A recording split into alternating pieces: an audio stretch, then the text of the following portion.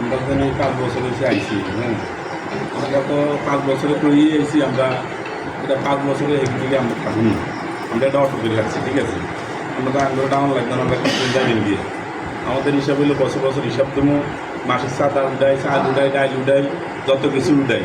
এগুলো কিনে মন্দিরের খরচ, বেরিয়ে বেতন, কারেন্ট বিল, কল ভোলা দিয়ে এগুলো কিনে দিচ্ছি, ঠিক আছে। কিনানোর পরে দেওয়া গেছে, অনেক টাইমে দেওয়া গেছে, অনেক মাসও দেওয়া গেছে, বেরিয়ে বেতন দিতে আমাদের হিমশিম হয়ে গেছে। এদের সাথে এগুলো ফ্যামিলি থাকতে আমরা হিমশিম হয়ে গেছি, ঠিক আছে। 9,000 টাকা জোগাইতে আমার এই বছর 9,000 টাকা প্রতি মাসে জোগাইতে আমার কষ্ট হয়ে গেছে। ভগবানের দুয়ারে গেলে টাকার অভাব নেই, আমরা মানুষের অভাব, টাকার অভাব নাই। আমার জীবন আমি দেখি না এই ফান্ডে যেন এত টাকা প্রতি বছরে এত টাকা আসবে এবং এত টাকা খরচ হইব, এত টাকা থাকবে, আমরা কোনো জিনিস চিন্তাধারা করি না। আসলে আমাদের মনে কষ্ট নাই, ভগবান আমাদের মনে কষ্ট নিয়ে গেছে। মানুষ দেখলে মনে কষ্ট থাকে না, যত কিছু করছি কষ্ট নাই, আমাদের মনে কোনো কষ্ট নাই, উনি আছে আমাদের পিছনে। আমরা বিশ্বাসী, আপনারা বিশ্বাস করেন না করেন এটা আপনারা জানেন, আমরা বিশ্বাসী উনি আছে। উনি সব আমাদেরকে দেখাইছে এবং দেখা গেছে আমাদের রাস্তা দেখাইছে, সব দেখাইছে, টাকা দেখাইছে।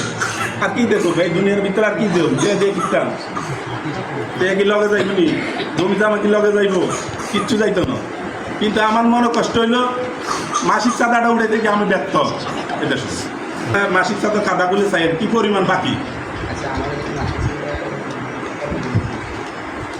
আচ্ছা দেখতে আছি প্রতি মাসে 2-4 বার হাজবার মানুষের বাড়ি বাড়ি যাওয়া লাগে, কিন্তু বাড়ির মানুষে যাই দিয়ে দেয়, কিন্তু গ্রামের মানুষে দিতে বাধ্য না, আর শুনতে বাধ্য না আমাদের কথা, ঠিক আছে।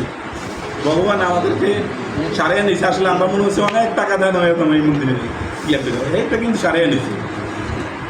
আমরা কইছি দেন আর কি আমাদেরকে এই মন্দিরকে না, আমাদের এটা সিদ্ধান্ত, ঠিক আছে। দেনাও থাকে নিজের গাড়ির টাকা দিয়ে হলে আমরা পরিস্থিতি এই মন্দিরকে মুক্ত করে যাবো। ভগবান কেছে না মুক্ত করানো লাগতো না, আমি আসছি তো হয়েছে, আমি মুক্ত করে দিই, উনি মুক্ত করে দিছে।